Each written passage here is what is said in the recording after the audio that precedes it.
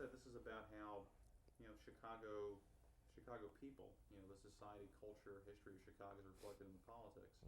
So let me start where we started the other day, where I was asking you what Chicago politics was like, and I think I posed the question: is ethnicity important in Chicago politics as well? So tell us about Chicago politics and ethnicity. Chicago politics is the story of ethnicity. It's a very ethnic city in the sense that each immigrant wave came and established their own ethnic turf and had been very protective of that turf in ways that because it never had the kind of homogenizing structures that other cities have had.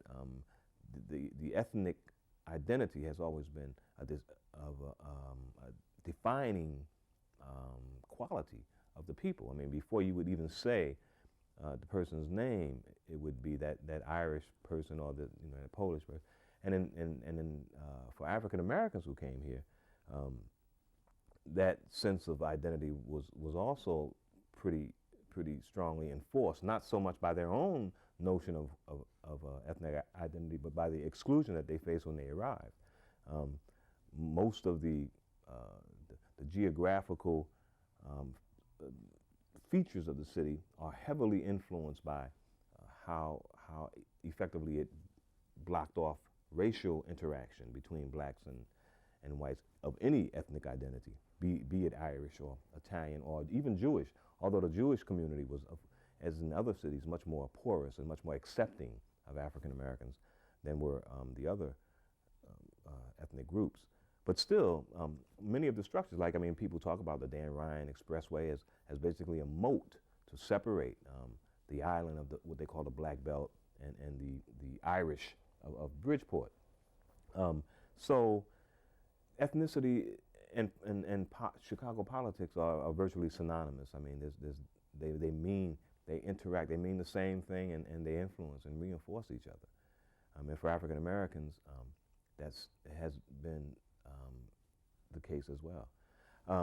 The African American community in Chicago, and one of the things that struck me when I came here from the East Coast was just how separate the African American community conceived itself as being. Most of the institutions that people would consider Chicago institutions, like the Sun-Times, the Tribune, the Marina City, all of these landmarks of Chicago were seen as being the white folks thing, and black people had no agency, very little access to those institutions, and very little agency in affecting the way they responded. So I was struck by that because in New York City, for example, there's much more willingness to kind of rough it up in the mainstream, although there's not much more success, but at least people in New York seem to be less inhibited from mixing it up in the mainstream rough and tumble. In Chicago, there's a much more segregated notion, insulated notion. And I think that's why Chicago has always been a strong haven for black nationalists, because it fits in perfectly with that mentality. And it was the headquarters for the Nation of Islam, and it is today the headquarters. And it is also headquarters for the National Black United Front, which is a nationalist organization. Most of the leading nationalist organizations, black nationalist organizations, are based in Chicago. And it is also a center of the black middle class, and I think has a larger black middle class than do other cities. In fact, I know it does. It has the largest, according to some demographers, it has the largest black middle class of any city. So there are these ethnic, these reinforcing ethnic ties that make sure Chicago remains kind of a patchwork of ethnic turf. Even Chicago's also a street gang center. It sets the tone, or even establishes trends for street gangs around the country. The Crips and Bloods, in fact, come from an offshoot of the old vice lords in Chicago. So the street gangs here are also a reflection of this extreme turf mentality. There are street gangs in which if you're in this parts of the city that if you cross a street wearing your hat in the wrong direction, you may be targeted for a bullet. So the turf mentality permeates every single level of Chicago life, city life. Can we just break for a second? Would you like a glass of water? Are you Yes, I. Okay. Louis? ready? You told me about the role of politics, Mm-hmm. and that the ethnicities have their tensions, and Mhm. politics is a mediating force and about the plate. So if you can put that into a thought for us. Well, indeed. I mean, that's why politics is a real spectator sport in Chicago, because it's where those ethnic tensions get played out. It's a place where you see these clashing ethnic tectonic plates. And these people with various interests are trying to mediate these interests according to their own cultural imperatives, without seeming to be selling out or being traitorous to their particular ethnic interest. And it's really fascinating to see how that gets played out in Chicago politics, because so these minor and exquisite calibrations of political considerations makes it a laboratory, really, for anyone who's seriously interested in political science, serious political science. I mean, you see it acted out in City Hall, in Chicago politics. And I don't think there's any other city that can offer that kind of graphic exhibition of raw political instincts clashing, and people who have refined those instincts to the point where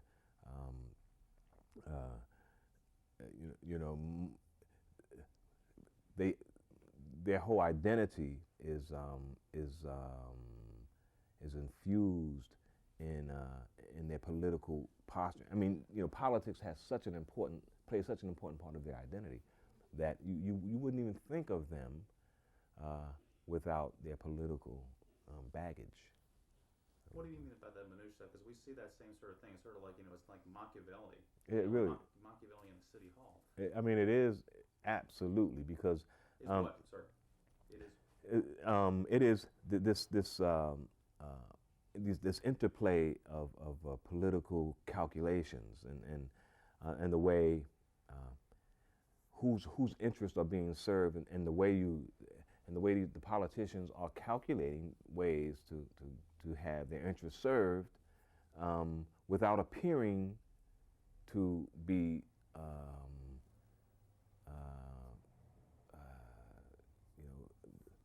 obviously greedy or avaricious.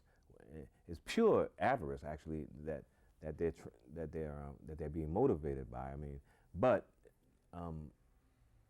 the way they couch it, in order not to appear to get something over on someone else, and Give us an example that might help a little bit. When, for example, Harold Washington was when the aldermen were fighting against Harold Washington for changing the way community development grants were delivered to the city. They were attempting to stop the delivery of these grants, and their reasons for doing it were primarily to not to appear to give in to a black mayor. I mean, because the grants would certainly help their constituents just as well as they would everyone else who would receive the grants. But rather than give Harold Washington a political victory, as it were, they decided to oppose these grants. And the way that some of the aldermen couched their opposition was to show that they were acting in the best interest of their constituents, but it was clearly not. I mean, that's one example I can give.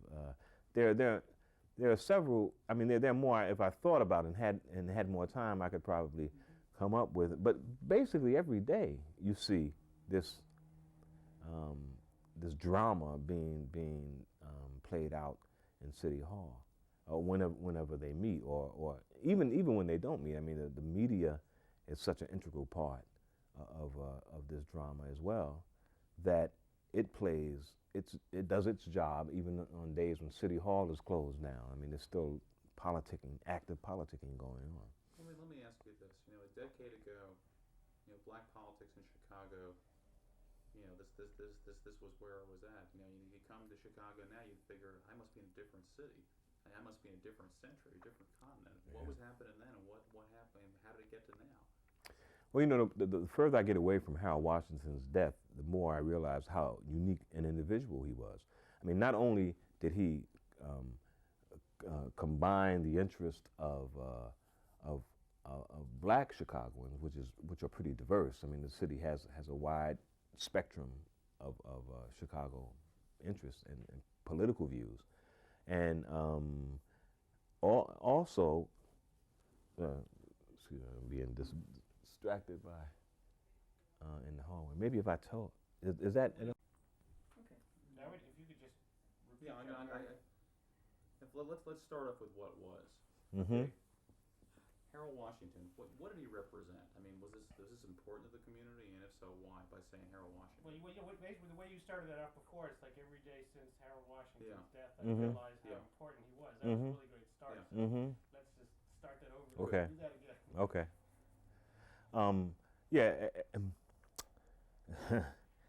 Every day that passes, since Harold's death, it reminds me, it makes me understand even more how unique a figure he was. I mean, not only did he unite the widely diverse black community, and it is extremely diverse in this city, but he also managed to make connections to the Latino community and progressive whites. I mean, he didn't give the aura of being exclusivist in any way. He spanned the spectrum in a lot of ways, ideological spectrum. When people wanted a sober commentator on political affairs, they would get him for news shows. And when black nationalists wanted someone who would fire them up with a notion of their own possibilities, their own political possibilities, they would also call for Harold Washington. So he really had a wide appeal that grows really in depth the further we get away from his death. So Harold was very unique in that way, and I didn't realize at the time just how unique he was, because after his death, that coalition, that concert he had groomed so well, just fell apart. The coalition fragmented. People flew off in various directions, and haven't come back together since. The very promising Black Latino coalition that he forged has basically split apart, expertly exacerbated by the administration of Richard Daley, who has really managed to drive a wedge in many ways between the interests of the Black and Latino communities. And we see the various factions of the Black community seem to be unalterably at odds with each other. So there have been attempts, there have been various attempts ever since Harold has died. I think by trying, in effect, to kind of to replicate the charismatic, the crusade nature of his campaign. His campaign was a crusade campaign. And in fact, it was Harold Washington's campaign that gave Jesse Jackson the idea to run, because he understood he could combine those two elements. But I think what's happened in the Black community is that there's more of a realization that politics is not really the next step in the civil rights revolution. For a while, we thought that Harold Washington's success reinforced that illusion, I think. And now I think Black people are beginning to understand in this city that we have to do serious coalition politics, not messianic. We're not waiting for the new Messiah, nor should we demand the kind of charisma that Harold Washington had, because he was a unique individual. I think Harold Washington comes along only so often in history, and he combines so many qualities. You know, he was a wheeler dealer politician who grew up as a ward heeler son. He saw the precinct in action, the mechanics of precinct politics he knew of well, and he knew, you know, he was also familiar with the higher reaches of ideology. But there are very few politicians out here who can match that breadth, that kind of intellectual grasp. And so I think rather than to pin all of our hopes, black people's hopes, on that kind of politician, there's a need to be more mature. And instead of that, what we're finding is this notion of turf, this notion of nationalism. And you know, I think that's a reflection of what's happening in a larger way other places. I mean, it's this loss of ideology, kind of symbolized by the fall of the Soviet bloc, and the fact that discrediting of socialism as a serious alternative to you know, the kind of capitalist stuff that we're seeing running wild now with the layoff, with the downsizing, and you're left with nationalism. You're left with tribe and blood and turf, and so everyone's, you know, grabbing for their own little turf and are unwilling to expand. In the last election, for example, the best candidate clearly was a guy named David Orr, who's the Cook County clerk. Progressive credentials, very attractive candidate to the black community, to the Latino community, and had a very serious following among whites as well. Articulate, served his time in the trenches, you know, he's experienced, and yet he was unacceptable to the power brokers in the black community, exclusively because he was white, and they didn't think that it was time for the progressive movement to be led, the black progressive movement to be led by someone white. So when you're taking a look at what was going on citywide with the black political establishment, how would you describe what was going on, you know, in the last election or so? Confusion. Well, everybody seems like they're united. What are they united behind? Well, unfortunately, they're united behind skin color. And, you know, it's certainly understandable. There's a contextual reason for this. White Chicagoans have been notoriously unconcerned with the issues that are so important to African Americans. So quite naturally, African Americans feel that only another African American can be adequate. But I don't think that that's, I mean, and even if that is true, I think in some cases that may be true. I don't think that is completely true. But even if it is true, we have to think more tactically in this particular situation. And we have, the African American community has not been tactical in its political approach by simply seeking to appeal on that racial level, that skin color level.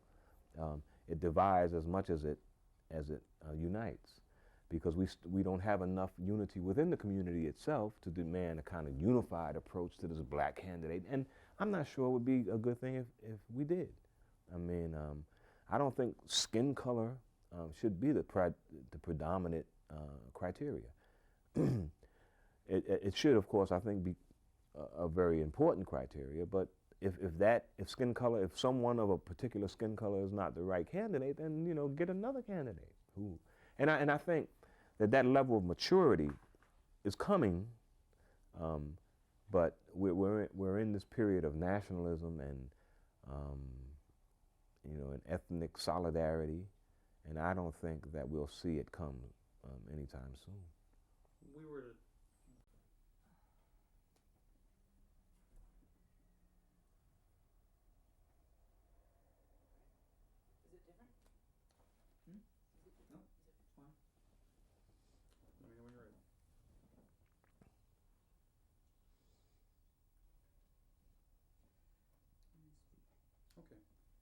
We went to a Dump Daily rally last year, church over in South Michigan, I think somewhere around 45th. Right. And went into the rally, and you know, it seemed like there was a united black political establishment, and the rhetoric was pretty hard rhetoric. I mean, something that I think a white audience is going to go, because I mean, if you've covered African American politics, not that big a deal. Okay, Right. but I mean, because it's a lot of times in city politics, it's pretty hardball stuff, especially in the community.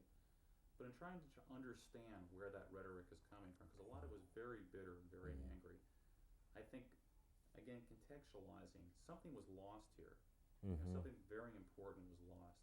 So how would you make an audience understand where this is coming from, what was lost, and what this actually means now? Yeah, it's really good point, a very good point, because the black community is still traumatized by the loss of Harold Washington. Here was this man who embodied all of these hopes and dreams that Chicagoans had for years, and against the most tenacious and well-oiled political machine in the country. And here was a black man who snuck up from behind with eloquence, with intelligence, and with political savvy, and actually beat this machine. And he embodied, as I said before, he embodied the hopes of the nationalist community, who tend to be messianic anyway, and the civil rights community, which tends to be messianic. I mean, in fact, black politics, that's one of the qualities that it has. And so the sudden death of Daley and the rapid accommodation of the white power structure to this changing situation and the way they exploited it, so infuriated. You're talking about the death of Washington. Yeah. You said Daley. Oh, Freudian slip, maybe, huh? The death of Washington. Start by saying the sudden death of Washington. The sudden death of Washington. A little overlap there. Just give him a second, because his voice was overlapping yours there. Oh, okay. The sudden death of Washington was so traumatic that it triggered this extreme sense of regret in the black community, which had waited for him for so long. So the white community, the white political establishment, really exploited the vacuum expertly, and that so infuriated the black community, because they had placed so much of their hopes in Harold Washington, who seemed to really be living the promise that they had given. Although there were some disappointments, but by and large he was still a very popular person, and so his sudden death just threw everyone off balance. The white political community expertly exploited that sense of loss, and that infuriated the activists. The more activist members of the black community saw it happening, but were powerless to stop it. When Eugene Sawyer was appointed, and he was faced off against Timothy Evans, many activists said, "Look at us being hopelessly divided by this obvious ploy," but they were powerless to stop it. And so there was this tremendous anger that remains in the black community, especially among the activists, the nationalist-oriented activists more than others. And that is who you often see organizing these Dump Daily rallies and other kinds of gatherings in which the rhetoric is quite extreme and quite harsh, and seemingly disproportionate to the kind of mild administration that Daley seems to be running. Of course, it's not that mild. It's been severe disproportions in the firings, the racial disproportions. But by and large, he's managed to downplay and soft pedal the racial antagonisms. Many of his former opponents, vocal opponents, have become less vocal, and some have even been transformed into supporters. Dorothy Tillman, for example, Alderman Dorothy Tillman, for political favors. So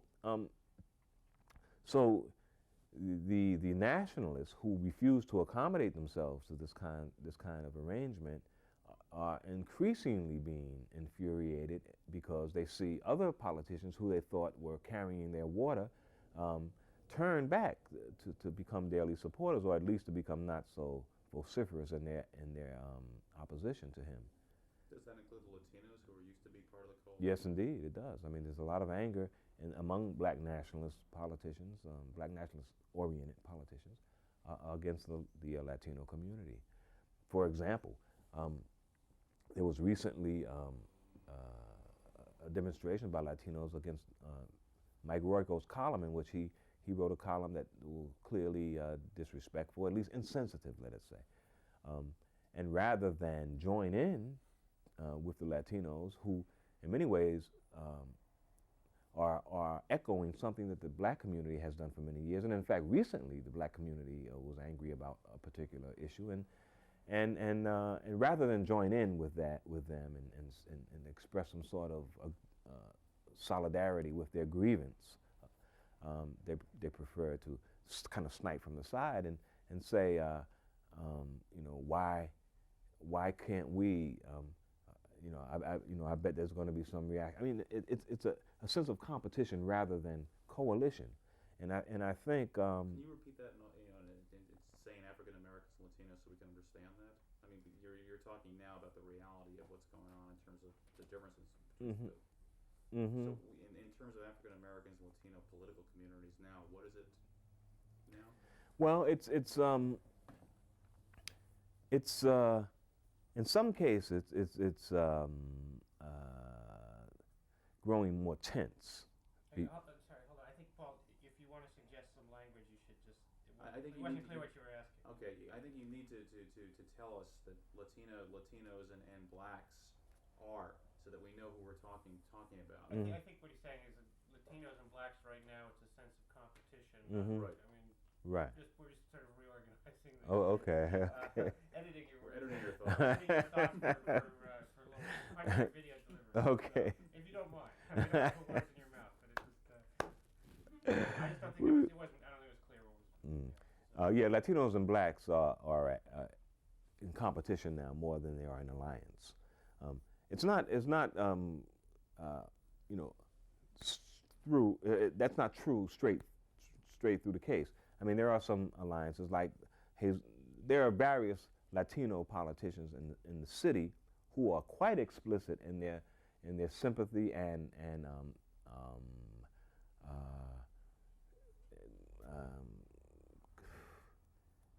in their sense of solidarity, let us say, with many Africans. In fact, some Latinos are even a part of the legislative Black Caucus in Springfield, Illinois, which is where most of the blacks who serve in Springfield and the Latinos who serve in Springfield are from Chicago. So there's not, a serious rift or anything like that, but there are definite tensions in the directions of the communities, of the Latino community and the African American community. And that rift is being exploited by the Daley administration to make sure that they never again combine as they did during the administration of Harold Washington and during the crusade and the campaign of Harold Washington. What is the appeal that the Latinos have to the white power structure? And did you just answer Paul? Numbers, number one. Numbers for what? The appeal of the Latinos for the Daley administration is numbers for. The appeal of the Latinos of capturing the Latino vote and the Latino sympathy for the Daley administration is primarily numbers. They provide a wedge that the white politicians from the vestiges of the machine can use to stave off the growing black population. Because I think, as the black nationalists point out, that we don't need, this is what the nationalists tell the voters, and you probably heard it at the rally that you were in, if not another white votes for our candidate, we can win it. We don't need anybody else to vote. And that's not, of course, not true. And Daley understands those numbers, and so he was attempting to make sure that he has a significant amount of Latinos in his political corner. So there's that. And there's also the fact that most demographers point to the fact that Latinos will become an increasingly more pervasive and important and influential presence in the city. And it's just good politics to maintain good relationships with this growing, influential bloc. and Latinos are becoming much more influential in terms of their financial status in the city. So it's good. It's a good move all the way around. It's, in fact, one of the moves that Harold Washington was trying to make himself, to make African Americans understand that we need to begin cultivating those kinds of coalitions with Latinos, and rather than to inflaming the kind of tensions that we're doing at this point. So let me ask you a question. If that was his message about building coalitions, then why do the black nationalists seem to have the voice today? I mean, they're the ones who hold sway. That's right. What happened? Why are they the ones? Why aren't the moderates or the accommodationists there? Black nationalism tends to be more attractive whenever the black community perceives the white community as being less concerned with their issues. And we're in a political climate right now, in which there's the contract with America, there's the Republicans who haven't mentioned a racial issue in the campaign, nor have Democrats for that matter. So black people feel pretty embattled, and whenever we feel that way, we tend to gravitate more toward nationalist solutions. The Million Man March is perhaps one graphic illustration of that kind of spirit.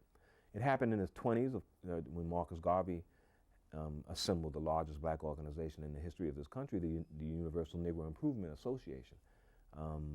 It was a period of backlash at that point as well. So we're in a nationalist mood, black Americans are, and so that's a double tragedy. Harold Washington's disappearance, and politicians with the vision of Harold Washington's disappearance, is a tragedy for the black community, because now these are the times when we should be trying to cultivate coalitions, but instead we're becoming much more nationalistic. Can I ask one last thing about Harold Washington? Mm-hmm. You gave me, and again, I don't want to put words in your mouth, but you gave me a really wonderful phrase with a lot of feeling in terms of the way when you ask African American people in Chicago, what it was. And it's sort of like many Irish Americans have Kennedy up on the wall. Mm-hmm, mm-hmm. Many Polish Americans have the Pope on the wall. And you go throughout the city, and you've got a lot of folks that have pictures of their mayor on the wall. That's right. Okay, what was it, and what's the feeling? I mean, I'll give you the line, but You know what he's getting at.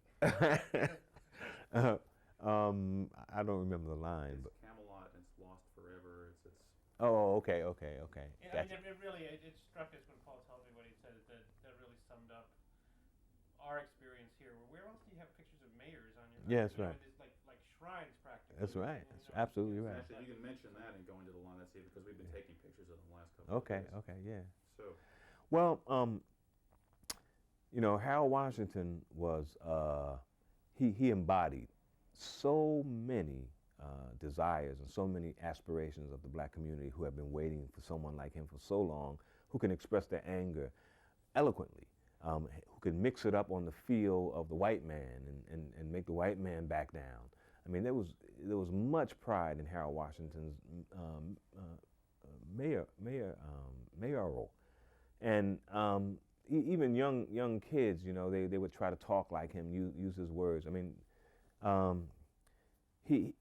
black people looked at Harold Washington as if he was some sort of savior in many ways. He created a Camelot, a black Camelot in Chicago. All around the country, people were calling about, hey, how's Harold doing? I got calls from New York, I mean, all the time. And in my capacity as a reporter, dealing with people in other cities, black people in other cities, trying to energize their political institutions, Harold Washington would always be the person on their minds.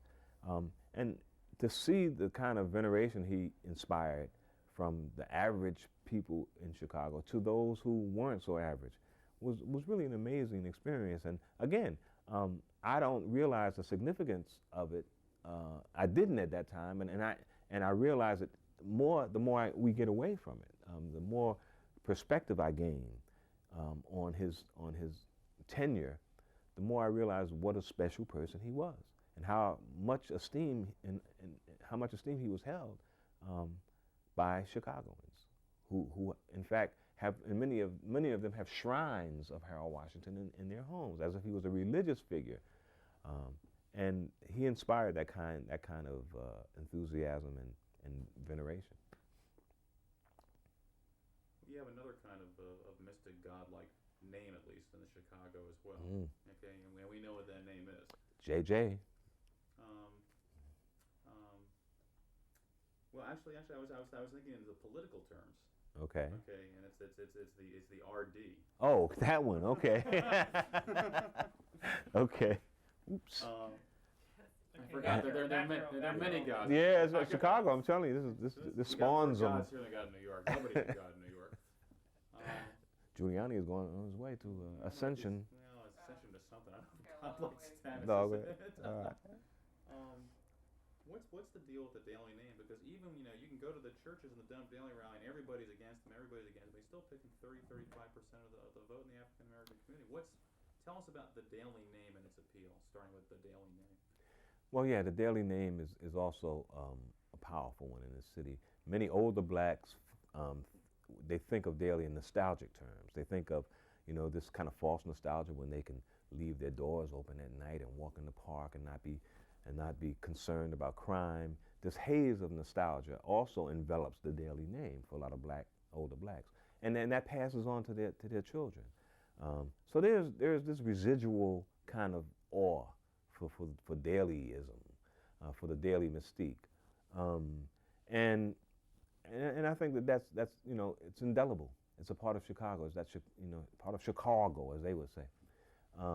It's not only is it, it's certainly strong among the Irish in the city, but in the black community as well, because Daly is only among the activists is he considered the enemy.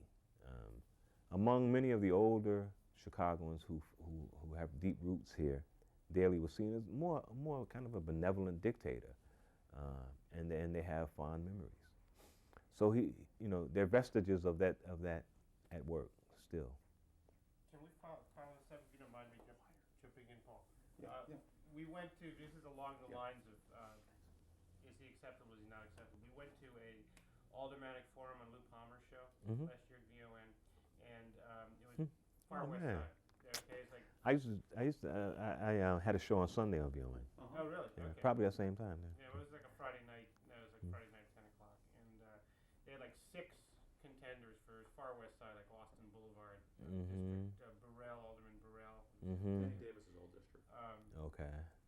And 2 things were going on there, and I'd like to. I want to ask you about them both, but not necessarily in one answer. I don't want to overload you with stuff. One is that there was like people just screaming, yelling at each other, in a way that you don't see too often in politics. Like, I tore his signs down and I'm proud of it. Kind of thing. He was tearing mine down. Yeah. So that's one thing. I actually want to save that for my next question. The first question was that they were quizzing Burrell. In this case, it was Burrell, but I don't necessarily want to get into the specifics of that.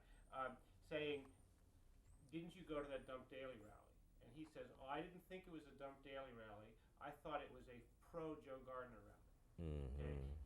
You're talking about the political calibration. And everybody's going, oh, yeah, we know what that means. What does that mean in terms of association with Daly? Why is that? Why do they think that they can get votes by saying that their opponent is on Daly's side? What's going on there? 'Cause they were all going around accusing each other, being in the mayor's back pocket. Well, the activists, for the activists, Daly still is a taint. I'm not sure if that translates to the people, to their constituents, but the activist politicians tend to think of Daly as a taint. Some have decided to come out in favor of him. I mean, Percy Giles, and as I said before, Dorothy Tillman.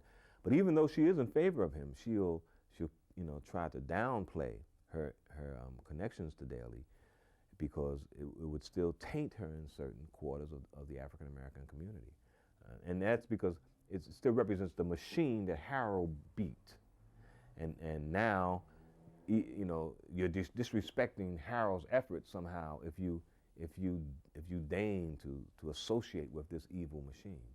And they use that to taint candidates, to give them an ideological pedigree of some sort.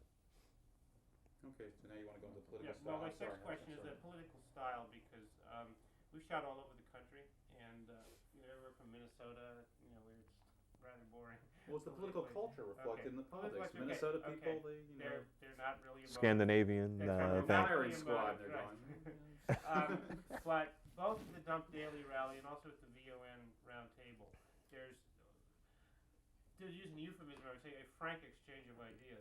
But essentially, they're just yelling at each other.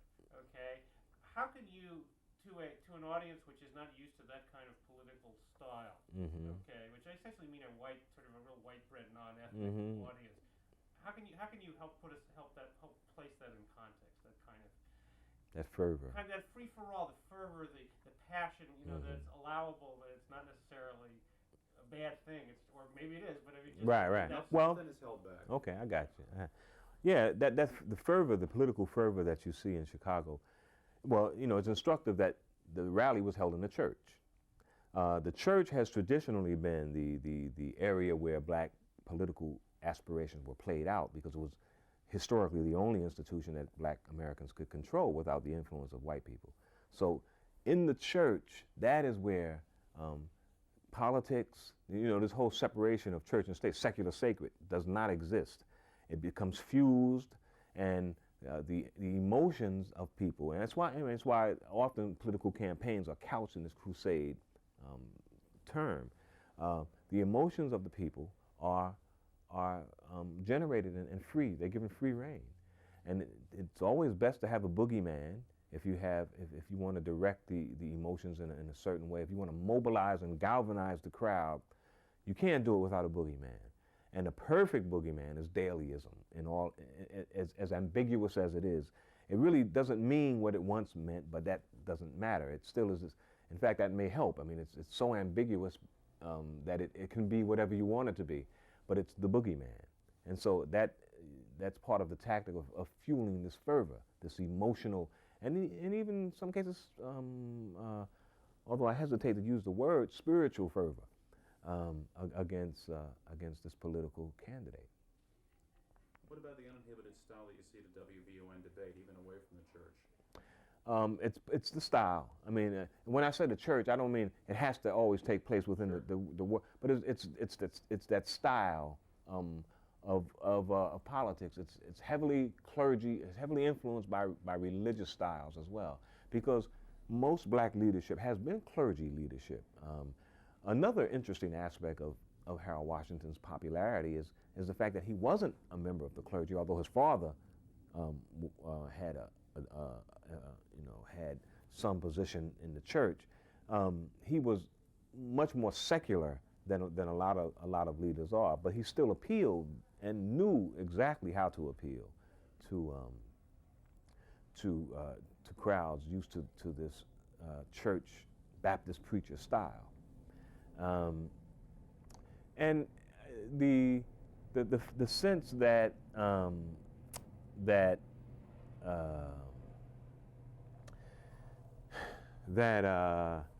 Daly was the Daly machine is this evil, malicious, white, relentless kind of entity helps to inspire the kind of, it did it in the past with the Harold Washington. I mean, demagoguery works in many ways, and much of Harold Washington's appeal during his campaign was based on portraying the evil Daly and the evil Jane Byrne, and it worked. It fired up the troops, but I think what people are forgetting is that there's not the same kind of leadership. There's not a Harold Washington as the beneficiary of that fire, or as the shepherd of that fire. The fire is simply being expressed now, and people are trying to use the fuel of all of that fervor for a successful campaign, but it's not being translated because it's there's no tactical plan to place it into practical use. So are you saying that it takes more than rhetoric? There's got to be an organization? Absolutely right. Can you tell us that? It takes more than rhetoric. There has to be an organization. As I say, Harold Washington was not simply a rhetorician or an eloquent, charismatic spokesman. He was a wheeler dealer who knew the nuts and bolts of precinct politics. He knew what he had to do. He knew the people he had to talk to, the papers he had to sign, the palms he had to grease, and he did that, as well as appealing to the more ideological and idealistic aspect of the political struggle. So there's actually, even though Harold Washington was able to overturn the machine, I mean, Harold Washington, as a successful mayor of Chicago, has something in common with Richard J. Daley. Very, very much. Tell us that. Well, that's something important for people to know. That's very, very true. I mean, as I made a mistake earlier of saying Daley when I was talking about Harold Washington. They represented the same kind of solid eminence. So tell us who they are first, that Daley and Washington. The Harold Washington and Richard Daley the first, not R2D2 as we call the second Daley, the real Richard Daley, as some people say, were very similar in their political temperament and in their political talents. They knew how to get on the right side of an issue. They knew what rhetorical buttons to push. They knew how to appeal to certain Chicago institutions. They had the same kind of square eminence, gravitas, if you will, and they were very proud Chicagoans who evoked this image of Chicago as a unique and glorious city. And for black people, it was a Camelot. And many whites look at Daley's tenure as a similar kind of paradise. So they were very, very alike in many ways, although they probably would never get along had they, well, they did get along a little bit, but had they been both powerful people at the same time, there would have been big problems. Yeah, I have that's great, thank you. Yeah, that was great. A couple of questions. Stepping outside of, actually, first let me just ask you a background question. When did Dorothy Tillman, did she publicly go over to the Daily side? Because she was the biggest screamer. and I mean, we have her on tape, and it's like, I don't want anyone speak of me that way ever. And then we interviewed her on Wednesday, and we said, we were at a Dump Daily rally last year, and the first thing she said was, I wasn't there. It's like, we didn't even ask her that she was there. She's like, she made sure that we knew that she wasn't there. So, and then afterwards, we actually got her hobnobbing with the mayor in the back room. So I was just wondering if she sort of publicly shifted, or whether this is... Look at me. Dorothy Tillman hasn't publicly shifted, but she shifted in these kind of small calibrations we were talking about earlier, these cold movements and gestures. She guilt of omission rather than what she says have demonstrated pretty clearly that she would like Richard Daley's help in her run for the Congress, and therefore she's not being too opposed to his agenda in the city council. So it's sort of like you have license to say certain things in public as long as you don't really mean them. Right. That's exactly right. And again, Chicago is an exquisite example of I mean, it's a perfect laboratory to see how those motives are refracted to the most minor degree, the most intricate calibrations. I mean, it's fascinating, really, and Mayor Daley seems to just like a poobah, just kind of waits for the crowd to come to him, as he know they will, and that of course absolutely sends his opposition, the nationalist tinged opposition, into paroxysms. And you've seen Lou Palmer at work, and he in many ways he's the center of gravity for this nationalist opposition. He's been at it for a while. He has a lot of integrity for his position, and a lot of respect from other politicians. And but he's also the major proponent of Dump Daily. Some have even suggested that it's personal with Lou. But he slowed down a lot though after his heart operation. Yes. Why do they've changed? Be more serious about developing respectful relationships with each other, and I think it's going to take some serious and aggressive. I'm tempted to say proactive, but I hate, I wish, I don't like to use that word, but there must be a serious and aggressive attempt to fight against this nationalist impulse that's at large. It's here. We have to understand it, and try to not simply. I don't think we can confront it, mano a mano, so to speak. But we have to understand what's at stake, and work on developing relationships between varying groups. In Chicago, that's the only way we will, I think, get a progressive administration, truly progressive, that is attempting to translate some of the wealth, this enormous wealth in this city, down to the neighborhood, so that people can live better lives and not live in war zones and have the gangs control turf as they do. In order for that to happen, I think there's going to have to be a social movement that at least has the concept of Rainbow Coalition as its guiding principle. Because I'll tell you, after speaking to some Latinos, and certainly the whites have a different perspective. What's the Latino side of the equation? Why did they switch? Why did they switch from being with Harold to being with Daley? If this is the goal. Well, I think the Latinos.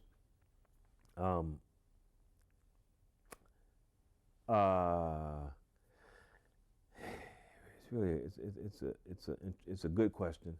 I think there's an element of racism there's an element of racism in the Latino community, just as it is in the white community, and I think that has to be addressed more forthrightly by Latino activists, focusing on there's anti-black racism, and I hear it talking to Latino activists who I know, and they say that it's a problem that they have yet to really focus on in any serious way. So I think there needs to be that, because the coalition that was forged by Harold Washington was one of a crusade, a social movement, and in fact that brought those Latinos who may be reluctant to forge a common cause with African Americans were kind of swept up in the social movement aspect of this. It was a righteous social movement in which everybody was in it together. And without that kind of social movement, I think, we degenerate into these differing ethnic interests. And I think that is what happened. The social movement aspect after Harold's death was de-emphasized, and people began thinking in terms of pragmatic political payoffs. And the Latino community understood pragmatically that they could get a lot from the Daley administration, because the Daley administration needed them. And so if they would use their tactical, if they could plan their new strategy according to tactical realities, they could actually make some inroads. And I think that was part of their calculation in this. And so Daley, of course, took them up on it. And then Daley has some cultural connections, the family, the Catholicism, family values and that kind of thing, and he played that up as well. Okay, one more question, Paul, and you can have it. Okay. Looking at it from the whites' perspective, what's the threat? What are they? The threat of a black mayor, and what does that mean in Chicago? Whew. From a white perspective, I think the threat of a black mayor is, an old historical bugaboo for white Americans. That is, they don't want to be led by a black person. There is, I think, hidden, pervasive in this culture, this notion of white supremacy. We have yet again, not only has the Latino community not dealt with it, but American society has yet to deal with issues of white supremacy that are really that are philosophical and deeply rooted. And part of that problem, though, is this problem of denial. It results from the notion of having to be a Christian and a slaveholder at the same time. The culture had to figure out ways of denying those two irreconcilable realities, And we've done a good job of doing it. It's part of our culture now. It's entrenched as a cultural trait, part of America. We're racist, but we deny we're racist. And so white Americans fear, I think another thing is white Americans fear that we may want retribution. That, you know, so much has happened to black Americans, shoot, if they get their chance to be on top, they're going to take it out on us. I mean, that was some of the imagery during the campaign of Harold Washington, that, you know that we'll never be able to go to the loop again. You know, the blacks will take it over. The L, they'll have control of the L, will become all kinds of puns that I forget at this point. But essentially, it was one of a fear of retribution, and I think that's psychological. I'm not, of course, not qualified to speak on those psychological aspects, but I think that's part of it. And also, what you lose. You know, if you had the privileges in the past and you won't have them in the future, that's less than you had, and people do not like to lose what they consider theirs. No one likes that, and there's resistance on that part as well. I think we have to do a job of selling white Chicagoans, just as we have to do a job of selling white Americans, that we all benefit from a more egalitarian arrangement. We all benefit if African Americans can share proportionately in the American dream, and we have to sell that. And I think Harold Washington, I mean, again, you know, that was one of the things he did. He demonstrated that he was fair.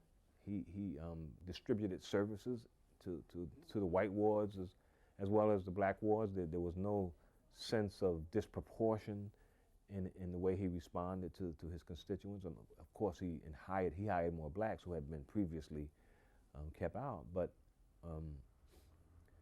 you know, I think we have to fight against those fears all the time.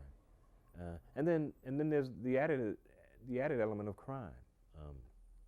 So much of black youth, especially, is constructed as a criminal menace that many whites are afraid that criminal anarchy lies over the corner if black people get in charge, because we're not as attuned to enforcement as they are. And so, you know, those fears have to be dispelled before we can move on. There's a lot at stake here. I mean, you know, we can talk about the color and the humor and the entertainment of Chicago politics. Okay, but there's a lot at stake here. There's power, and there's power to do stuff. That's right. Tell us that there's a lot at stake, and what this power, I mean, what's really being fought over here? Yeah, it is absolutely. There's a lot at stake here. It's not just a spectator sport. It is that, but the prize, the touchdown, is much more than 6 points. I mean, it's a serious consolidation of power, contracts, financial arrangements, legacies, economic legacies. Much is at stake. How the city distributes its services, who gains from certain economic structural changes. I mean, who bears the brunt of those changes? Which factories get built, and which plot of land should be dedicated to manufacturing and condominiums. All of those decisions have extremely important ramifications for life in the city itself, the everyday life where the rubber meets the road, where people have to, you know, etch their livings out in a city that in some ways seems unforgiving. Many of the manufacturing jobs have gone, but there's a chance that at least could come back if there's a serious attempt to work on a plan that's not simply beholden to the big money interests that seem to control Chicago at this point. And so there's much at stake, and that's why the battle was so pitched and so while the people are dug in, while the forces are dug in so deeply, because they understand what's at stake. But there's another thing at stake too, and that's this notion of civil society. And unless that is taken, unless that's inserted into the equation, I think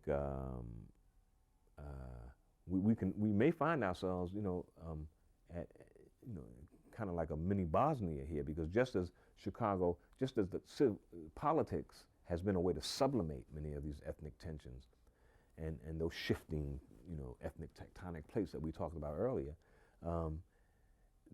politics is in fact a way of sublimating those tensions. It doesn't have to. Those tensions don't have to be sublimated, and there are dangerous signs around that people are becoming less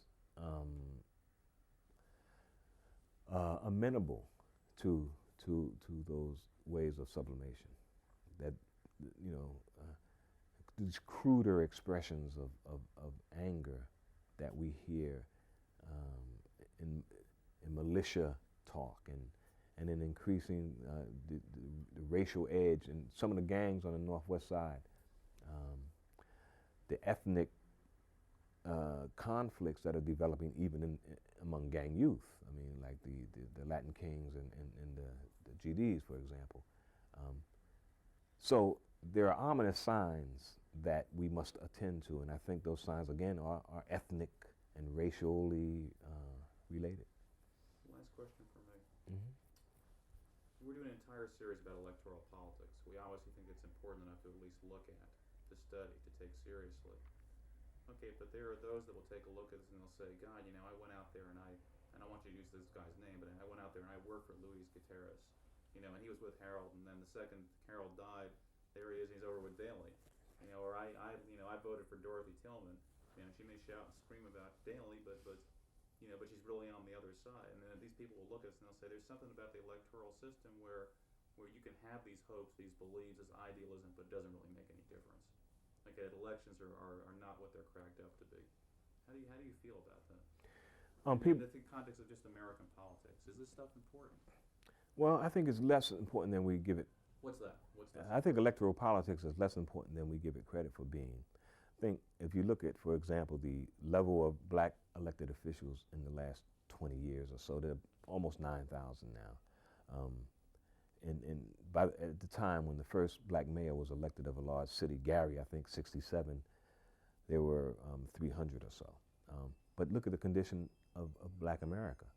It's not much better. It's not significantly better because of this increase in black elected officials.